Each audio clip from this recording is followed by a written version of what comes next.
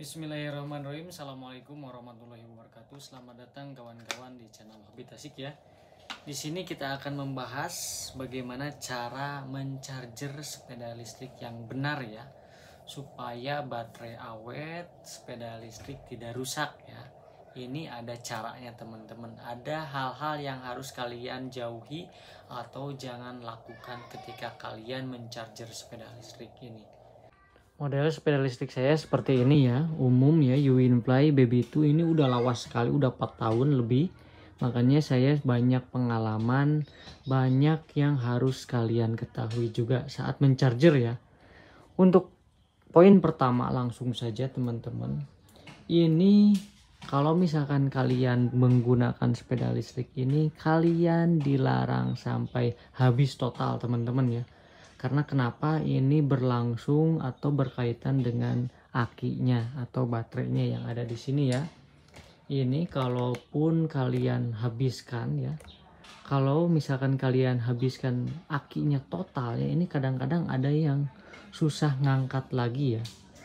Jadi susah ngisi lagi maksudnya saat mencargernya. Jadi akan ada salah satu baterai aki yang kalah antara yang 4 ya. Kalau misalkan model seperti ini ada 4 ya akinya, jadi salah satunya akan ada yang rusak. Itu akibat terlalu sering menggunakan sepeda listrik ini sampai habis total ya untuk dayanya. Selanjutnya, ketika kalian menggunakan sepeda listrik ini, kalian kalau misalkan ingin mencargernya itu harus tunggu dulu beberapa saat ya, minimal 10 menit sampai 15 menit. Kenapa? Jadi kalau misalkan kalian sudah gunakan ya, diamkan dulu, dinginkan dulu, baru charger. Itu etika, bukan etika, itu tata cara yang sangat baik sekali dalam penggunaan chargeran sepeda listrik ya, untuk tata caranya. Selanjutnya, jadi dalam mengecas aki ini usahakan tidak melebihi 3 jam teman-teman ya. Karena untuk tujuan yang sangat penting yaitu suhu aki teman-teman ya.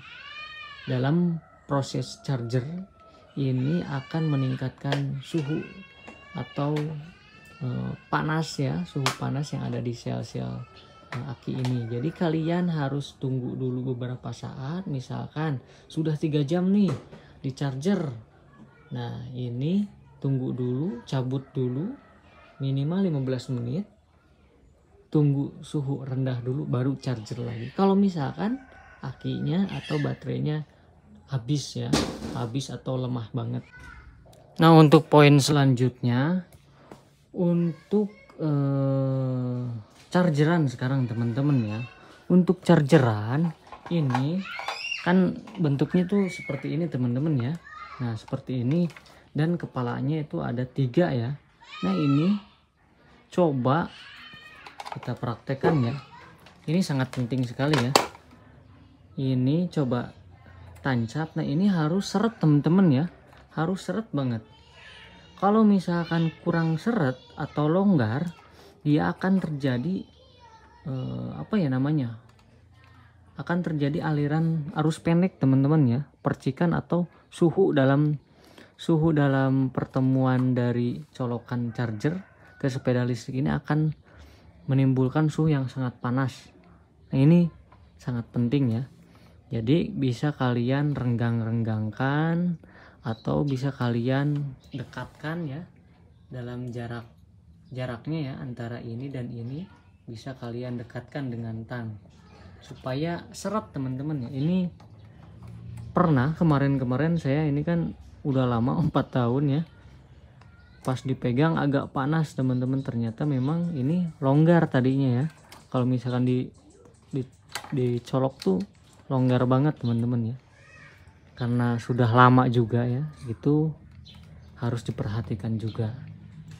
Yang selanjutnya teman-teman ya, namanya kendaraan kadang-kadang kena hujan, kena becek, kena cipratan. Ini harus diperhatikan juga ketika kalian pengen charger ya.